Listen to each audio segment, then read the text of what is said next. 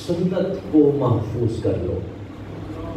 یہ آپ کا، یہ امام کا خطبہ ہے. اس میں کوئی اقتدار کی جنگ شامل نہیں تھی، اس میں ایک فکر تھی، اور وہ فکر امت محمدیہ کے لیے تھی کہ یاد رکھنا میرے نانا نے جو دین تمہیں دیا تھا وہ اس قدر اعلیٰ دین تھا کہ اس دین کی خاطر اگر اس کائنات کے بہترین نفوس بھی قربان کرنا پڑے تو یہ گھاٹے کا سودا نہیں، یہ نفع کا سودا ہے. والذی ارسل رسولہ بالہدی ودین الحق لیظہرہ علی الدین کلہ. اللہ نے اپنے حبیب کے میلاد اور حضور کی ولادت کے باسعادت کے مقاصد میں سے ایک مقصد یہ بھی بیان کیا تھا، اور وہ مقصد کیا تھا؟ والذی، وہی رب ہے جس نے ارسل رسولہ بالہدی، جس نے ہدایت کے ساتھ محمد رسول اللہ کو اس کائنات میں بھیجا. کیوں؟ پھر اس کی وجہ بیان فرمائی کہ میرے حبیب کی اس کائنات میں آمد کا مقصد کیا ہے؟ لیظہرہ علی الدین کلہ، تاکہ تمام ادیان پر اسلام کو غالب کر دیا جائے. یہ مقصد نبی کریم صلی اللہ علیہ وسلم کا بھی ہے، اور یہی مقصد حضرت امام حسین کا مقصد بھی یہی ہے، تاکہ مصطفیٰ کے دین کو بدلا نہ جا سکے، اس کی حفاظت کی جا سکے، اس کے اصولوں کو کوئی شخص اپنی مرضی کے تابع نہ کر سکے، چونکہ یہ خالص دین ہے اور اس کو ہم خالص سمجھ دینا چاہتے ہیں. چونکہ یزید کا جو کردار تھا معاشرے میں، جیسی اس کی تربیت تھی، جیسی اس کی عادات تھی، وہ آپ علماء سے سنتے رہتے ہیں، مورخین نے اس کے بارے میں جو لکھا ہے کہ وہ کس کردار کا حامل تھا. اس سے آپ کو سمجھ آ جائے گی کہ ایمان کے مقاصد کچھ اور تھے. جیسے آج کل شیطانیت پھیلائی جاتی ہے کہ کوئی کہتا ہے جی یہ پیسوں کی جنگ تھی، کوئی کہتا ہے یہ اقتدار کی جنگ تھی. ایسا کچھ بھی نہ تھا، ایسی کوئی بات نہیں تھی. اس کے پیچھے اعلیٰ مقاصد تھے. کون پیسوں کے لیے سارا خاندان قربان کرتا ہے؟ پیسے قیمتی ہے کہ خاندان، عزت، وقار، نبی کا شہر، اس سے متبرک مقام کون سا ہو سکتا ہے؟ یہ اقتدار تو چند روزہ ہے. اللہ نے تو انہیں وہ عزتیں عطا کی تھی جو فرش پر بھی تھی اور عرش پر بھی تھی. وہ عام عزتیں عطا کی اللہ نے وہ مقامات عطا کیے کہ وہ تو کسی سرداری کے محتاج ہی نہیں تھے. وہ تو الحسن والحسین سیدہ شباب اہل الجنہ، اللہ نے تو سرداریاں اس گھر کو عطا کی تھی. وہ تو کوئی بھوک ہی نہ تھی. اس کے پیچھے مقصد کیا تھا؟ اس کے پیچھے مقصد محمد الرسول اللہ کے دین کی حفاظت کرنا تھا. اور وہ بدکار شخص جو تھا، وہ پلید انسان جو تھا، وہ بندروں کو نچاتا تھا، ان کے سروں پہ سونے کے تاج سجاتا تھا، گانے بجانے اس کا شوق تھا، رقص و سرود کی محافل کو بپا کرتا تھا. اس میں تو کسی کو اختلاف نہیں. تمام مسالک ماں سوائے چند منافقین کے امت مسلمہ کے تمام فکر کے مالک، تمام مکاتب فکر کے لوگ اس کے فسق و فجور پر متفق ہیں، اس میں تو کسی کو شک ہی نہیں۔ اور ہمارا تعلق اہل سنت سے ہے، ہم اس شخص کو اس کا ذمہ دار سمجھتے ہیں، اور اس کے پیچھے جو وجوہات تھی، جو امام کے مقاصد تھے، وہ حضرت امام حسین کی زبانی ہے، یہ کسی مورخ کی زبان سے نہیں ادا ہوئے، یا کسی نے کوئی تجزیہ نہیں کیا، یا اس پر اختلاف ہو کہ جی آدھے یہ کہتے ہیں آدھے یہ کہتے ہیں، ایسا بھی نہیں۔ اس کی خباثتوں پر تو امت متفق ہے، امت کا اجماع ہے، امت جانتی ہے کہ وہ کس کماش کا انسان تھا۔ جب یہ ساری چیزیں عیاں ہیں تو پھر آپ کو اسوہ حسینی کی سمجھ آ جانی چاہیے کہ حسین ایسے شخص کے سامنے کھڑا ہو گیا اور کہا میں اپنے نانا کا دین تجھے بدلنے نہیں دوں گا، میں اس دین کی حفاظت کروں گا، اور اسی دین کو بچانے کی خاطر آپ جانتے ہیں آپ نے مدینہ چھوڑا۔ دنیا میں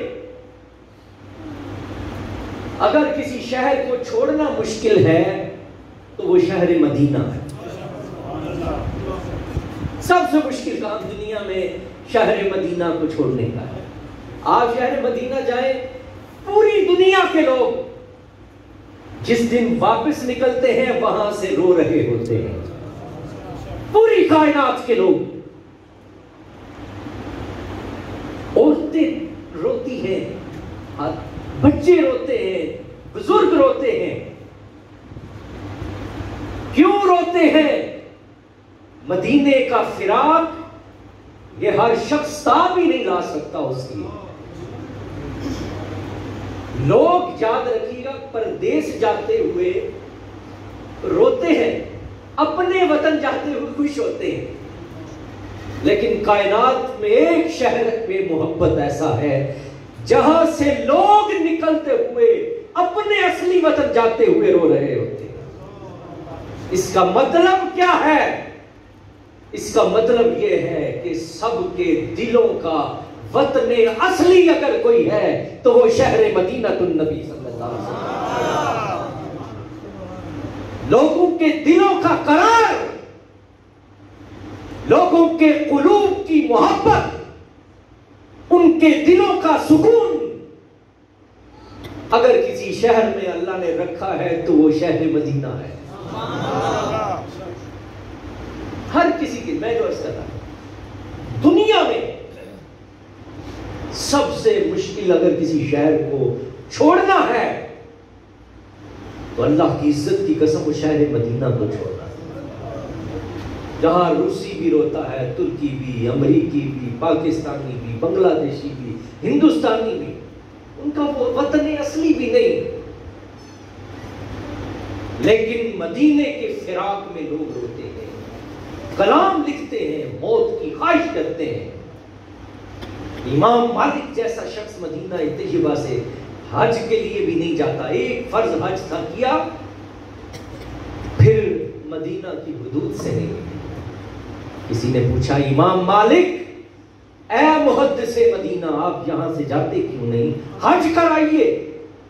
آپ فرماتے تھے جو فرض تھا ادا کر دیا ہے، اب مالک چاہتا ہے اس کی موت آئے تو مصطفیٰ کے شہر میں آئے، اس شہر میں جانا ہی نہیں چاہتا۔ وقت کا بادشاہ ہارون الرشید اسے کہتا ہے کہ امام مالک آئیے، آپ میرے شہر میں آئیے، آپ کو سرکاری پروٹوکول دیا جائے گا، شاہی پروٹوکول، آگے پیچھے آپ کے لوگوں کی قطاریں ہوں گی، سپاہی ہوں گے، فوج ہوگی، جو چاہیں گے ہوگا،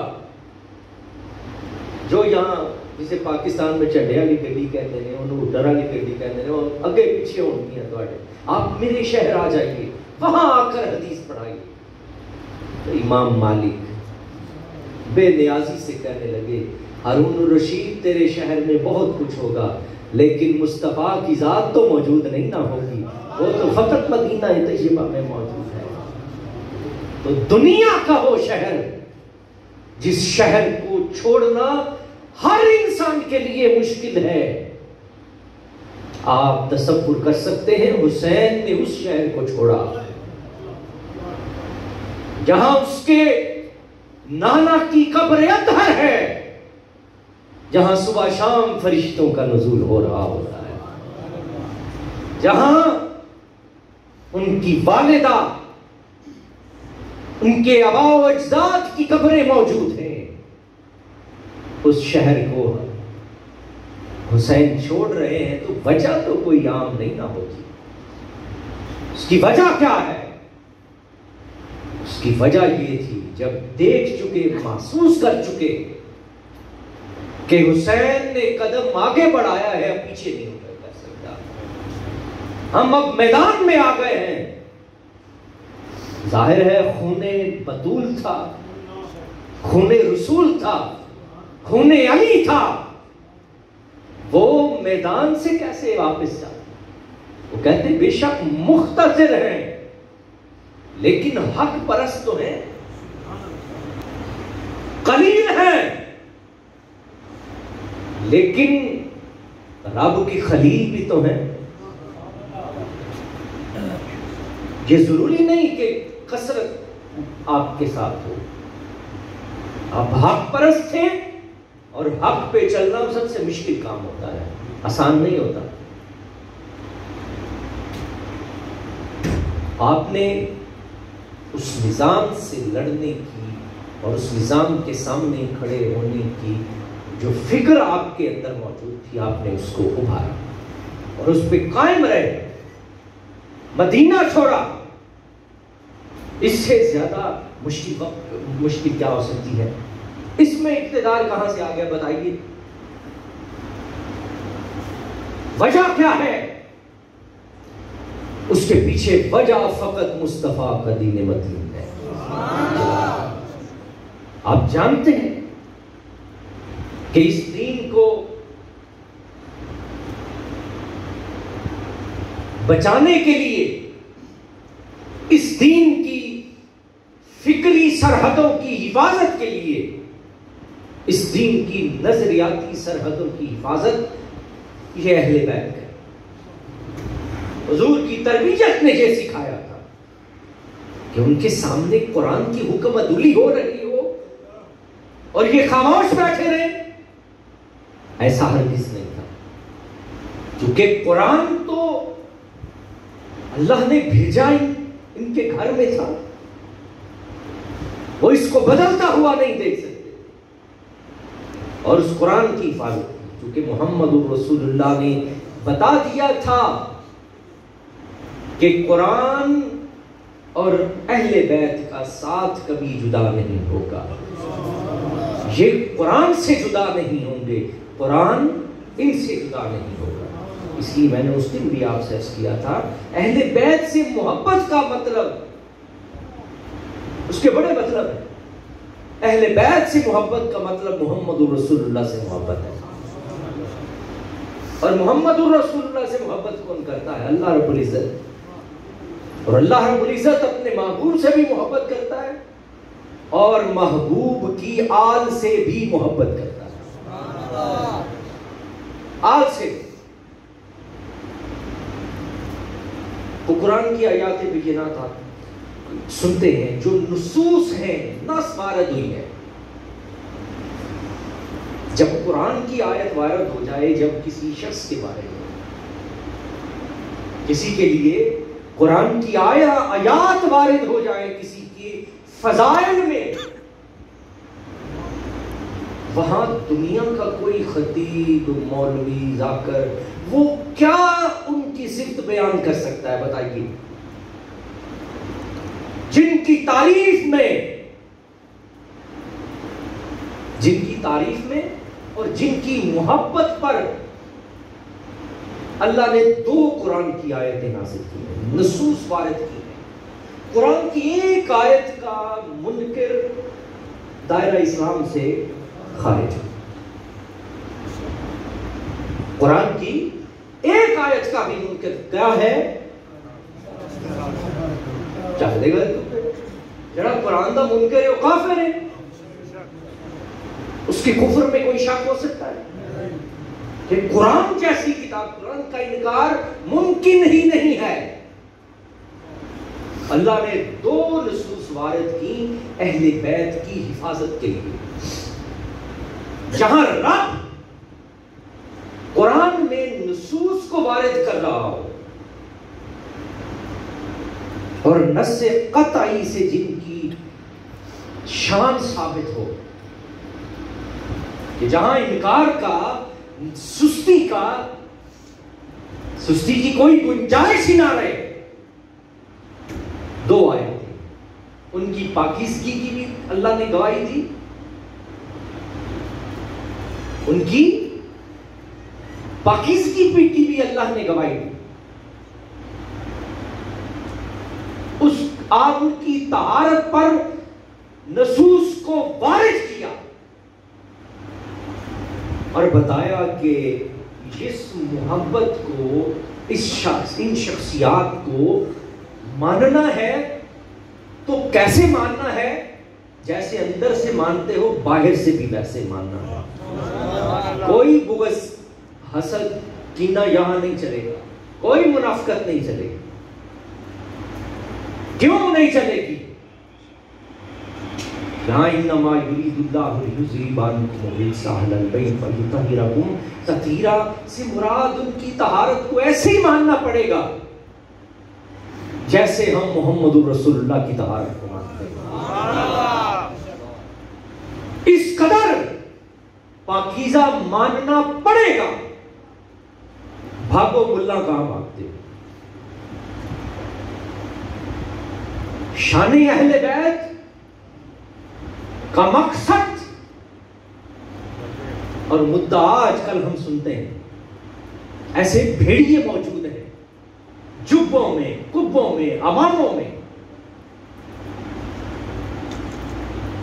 ان کو تو علامہ یا مولوی کہنا یہ اسلام کی توہین ہے. یاد رکھیے گا اللہ نے نص وارد کی ہے. مسلک تو چھوڑ دیجئے کہ وہ کس مسلک سے تعلق رکھتا ہے، رب اس کو اسلام سے بھی باہر نکال دیتا ہے. دبا ہو جا ایسا خبیث جو اہل بیت سے منافقت کرے،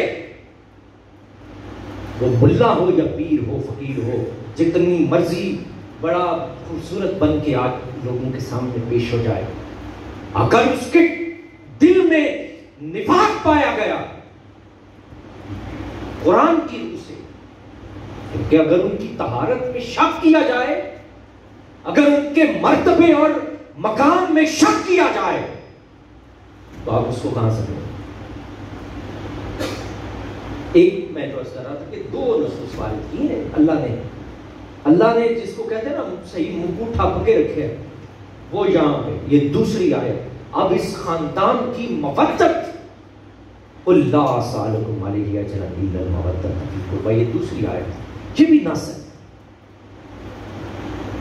اب یہاں پہلے میں ان کی طہارت کی بات کی اللہ نے، فرمایا بھائی اس میں بھی میں کوئی نالائکی تمہاری برداشت نہیں کروں. پھر آ گئی مودت.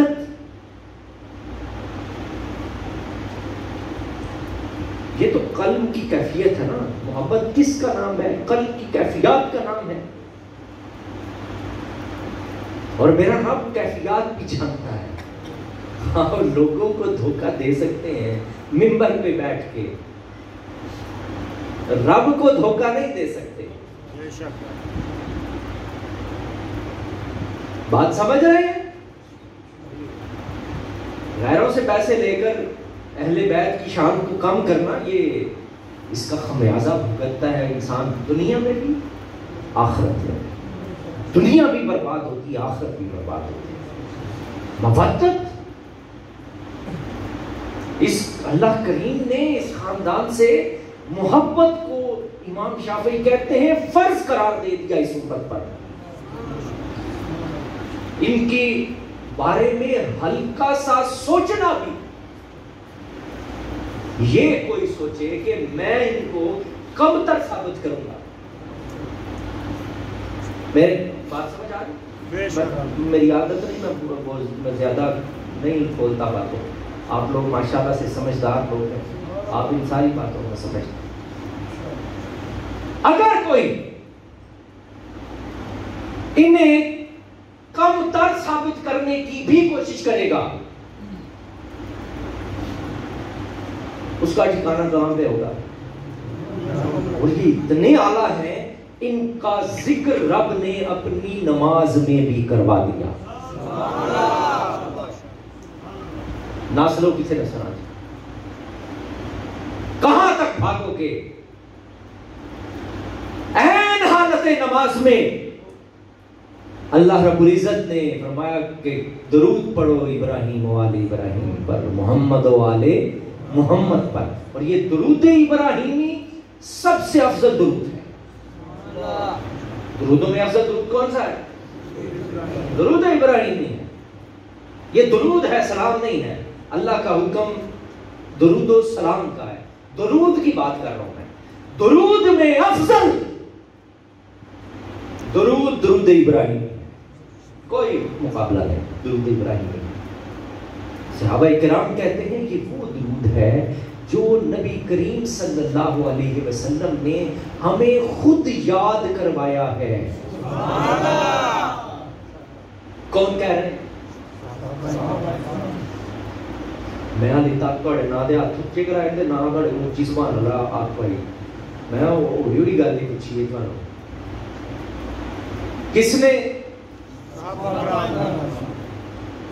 صحابہ کرام. اللہ کی کروڑوں رحمتیں نازل ہوں مصطفیٰ کے غلاموں پر. وہ کہتے ہیں یہ وہ درود ہے جو سرکار دو عالم نے ہمیں یاد کروایا ہے. غلطی سمجھ آ گئی جی؟ یہ ہے شان اہل بیت اور بزبان صحابہ کرام. اس سے بڑی فضیلت اور کیا کہ اللہ کریم نے بتا دیا عبادت رب کی ہوتی ہے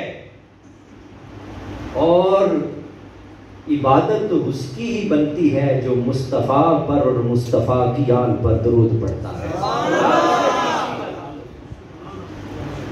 رب سے بھی اس کا رشتہ ہے, رب سے بھی اسی کا تعلق ہے جس کا اہل بیت سے تھا. بات سمجھ گئے؟ یہ رب کریم کی منشا ہے کہ این حالت نماز ہو میرا ذکر ہو رہا ہو, میری بندگی ہو رہی ہو, اور میری بندگی اس وقت تک تمہاری مکمل نہیں ہوگی جب تک مصطفیٰ اور مصطفیٰ کی آل پر درود نہیں پڑھو گے. اب آپ سمجھ گئے کہ یہ نصوص وارد کیوں کی گئی؟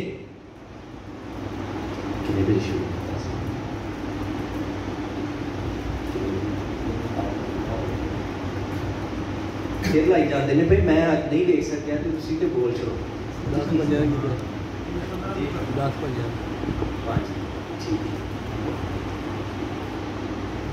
علامہ صاحب تشریف لا چکے ہیں, میں گفتگو سمیٹنے کی طرف آؤں گا.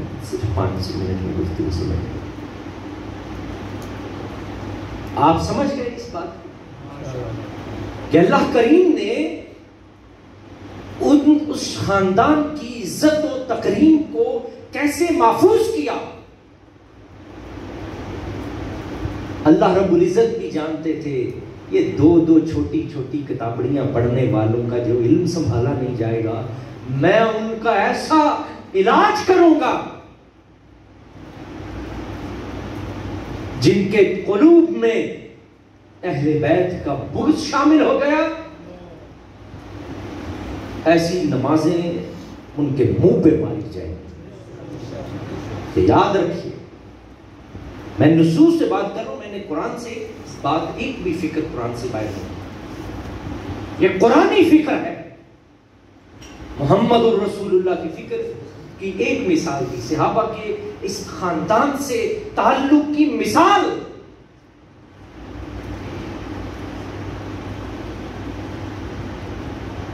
میں نے آپ کے سامنے مختصر انداز کیا کہ وہ بھی ان کی شانوں کو بیان کرتے ہیں،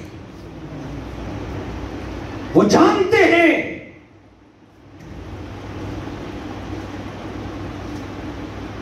آپ علماء سے سنتے ہیں جب کوئی قیمتی تحفہ آتا تھا کسی علاقے سے، خلفاء کو جب ملتا تھا، سیدنا صدیق اکبر ہوں، حضرت سیدنا فاروق اعظم ہوں، حضرت عثمان غنی ہوں، جو قیمتی اور سب سے اعلیٰ چیز آتی تھی وہ کس کو دیتے تھے؟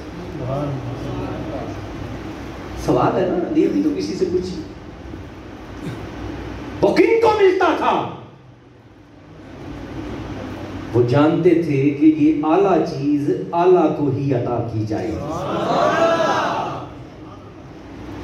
اب آپ سمجھ گئے کہ وہ اہل بیت کو سمجھتے کیا تھے؟ وہ ان کو اعلیٰ سمجھتے، وہ ان کی قدر و قیمت جانتے تھے، کیونکہ ان کو ان کی قدر و قیمت محمد رسول اللہ نے سکھائی تھی۔ تو اہل بیت اطہار جو ہے، یہ میں نے جو فکر پیش کی تھی، ایک پیغام حضرت امام حسین کے جو کربلا ہے، اس کا پہلا پیغام دین متین ہے، اسلام کی سربلندی ہے، اسلام کا خالص رکھنا ہے، اور اس کے بدلنے والے کے سامنے کھڑا ہونا بھی ہے۔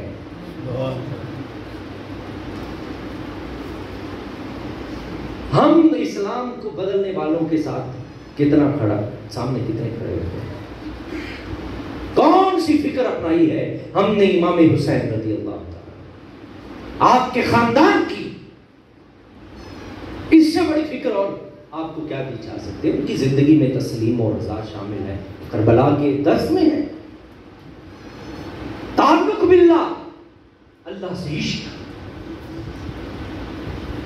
اب ماشاءاللہ اہل سنت کی مجالس محافل سے عشق الہی کا موضوع ہی غائب ہو گیا ہے۔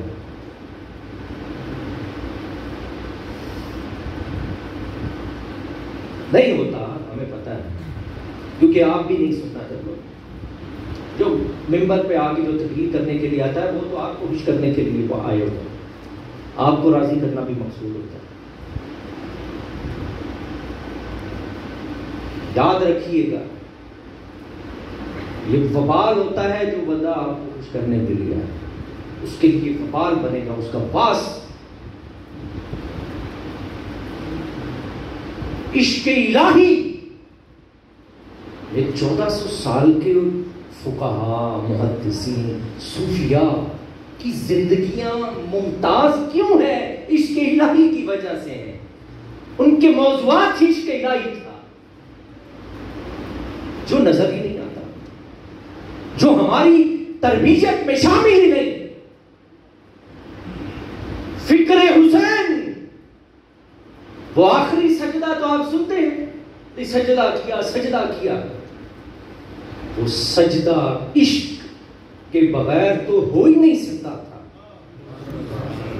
آپ حسین کے عشق الہی کو معمولی سمجھتے ہیں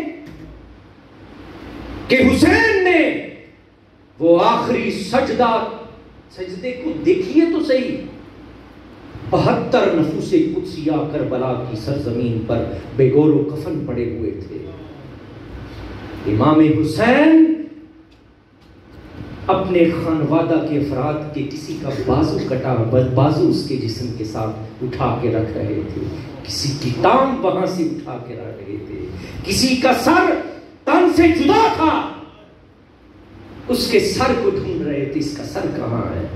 6 ماہ کے علی اصغر کو اپنی گود میں تیر لگتے ہوئے برداشت کیے دکھ، اور حسین کے سامنے جو منظر تھا، اس عشق کی معراج پوری امت کو عطا کی گئی۔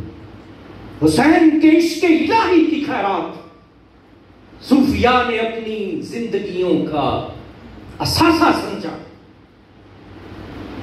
فقہاء نے، ائمہ نے، محدثین نے اسی نہج پر چلے کہ حسین اس کائنات میں عشق الہی کا وہ استعارہ ہے کہ وہ نیزے کی نوک پہ سر جا رہا ہے اور قرآن کی تلاوت کر رہا ہے۔ اس سے بڑا عشق الہی کی آپ کیا درس دیں گے کسی کو؟ اس سے زیادہ تلقین کیا ہو سکتی ہے؟ کربلا کی جو سرزمین ہے، اس پر عشق الہی کے جو مناظر آتے، اور پھر دمشق اور امام زین العابدین سیدہ زینب سلام اللہ علیہا، اللہ کی کروڑوں رحمتیں نازل ہوں سیدہ زینب کی قبر اطہر پر۔ یہ ثانی زہرا ہے، اور زینب جانتے ہیں کس سے کہتے ہیں؟ زینب کا مطلب کیا ہے؟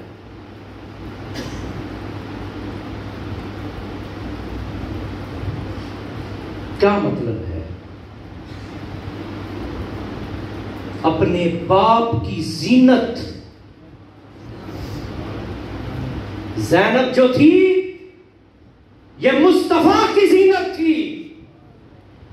سیدہ زینب فاطمہ الزہرا کی زینت تھی، یہ علی المرتضیٰ کی زینت تھی، یہ اسلام کا حسن تھا، یہ اسلام کی شجاعت تھی، یہ اسلام کا نور سیدہ زینب سلام اللہ علیہا کی ذات والا صفات ہے۔ اب ہم سمجھتے ہیں اس خاندان کی فکر میرا آپ سے ادھار رہا، میں سیدہ زینب سلام اللہ کے علیہا کے جو خطبات ہیں دمشق اور شام اور ابن زیاد کے دربار میں جو پیش کیے گئے وہ تاریخ اسلام کا خوبصورت باب ہے۔ آپ کو کربلا کی فکر سمجھ آئے، کربلا کہتے کس کو ہیں؟ شہادت سناؤ، شہادت سناؤ، وہ سنے شہادت، اس فکر سے کیا پایا آپ نے؟ تعلیم کیا دی؟ دمشق کے بازاروں کے خطبات سارا خاندان قربان کروا کے جو شجاعت، جو علم، جو فصاحت، بلاغت، جو عشق الہی کے منظر سیدہ زینب کے خطبات میں ہے، آپ کبھی ان چیزوں کی طرف بھی آئیے۔ اہل سنت ہیں آپ، چند واقعات کے اندر ہم پھنسے ہوئے ہیں، اس سے نکلیے۔ یہ خاندان کی زندگی کے ہر گوشے کو دیکھیے، ایک ایک گوشہ روشنی کا مینار ہے۔ جو خاندان شبیہ مصطفیٰ ہو، حضرت امام حسن سب سے زیادہ شبیہ مصطفیٰ تھے، حسین سے تھوڑا کم شبیہ مصطفیٰ تھے، یہ پرتو تھے مصطفیٰ کریم صلی اللہ علیہ وسلم کا۔ تم اپنے مسلکوں کی جنگ میں، اپنے علموں کے گھمنڈ میں تم نے اس خاندان کو نظر انداز کر دیا، ان کی فکر کو گہرا دیا۔ ذرا دیکھیے تو صحیح۔ میرا وقت مکمل ہو چکا ہے، یہ باقی باتیں میری آپ سے ادھار رہی۔ میں نے 5 منٹ کہا تھا، میں نے 7-8 منٹ لے لیے، اس کے لیے معذرت خواہ ہوں۔ اللہ رب العزت